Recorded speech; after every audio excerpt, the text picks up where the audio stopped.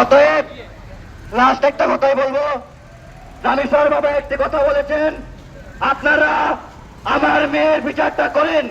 আমরা এই সরকারকে অনুদান করছি এবং স্বরাষ্ট্রমন্ত্রী সহ যত বাংলাদেশের নাগরিক আছে, আমরা দেখুন একটা মেয়ে কিভাবে মারা গেল, তার এই রাস্তা দেখে নিজেই আমরা আতঙ্কিত হয়ে গেছি। আমাদের কোনো কিচ্ছু নাই, চোখের পানিগুলো ফেলা ছাড়া আর কোনো আমাদের রাস্তা নাই।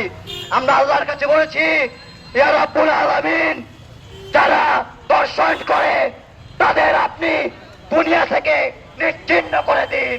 আমরা এরকম দর্শন চাই না যেই দেশে চোখের সামনে। আর যে কুলাঙ্গার এই কাজটি করেছে ও জানে না ও কোন দেশে বসবাস করছে। এটা ভারত নয়, এটা আমেরিকা নয়, এটা বাংলাদেশ। 5ই আগস্টের বাংলাদেশ এইভাবে পুলিশ রাজ হতে পারে না।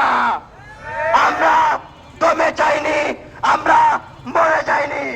আজকে যদি রাজপথে দাঁড়িয়ে জনগণের সামনে আমরা তার ফাঁসি চাই, ঠিক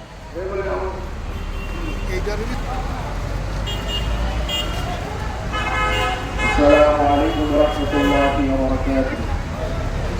الحمد لله وكفى وسلام على عباده الذين اصطفى أما بعد. فأعوذ بالله من الشيطان الرجيم. بسم الله الرحمن الرحيم.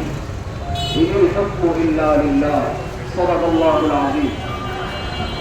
আমরা সকলে জানি আমরা এখানে উপস্থিত হয়েছি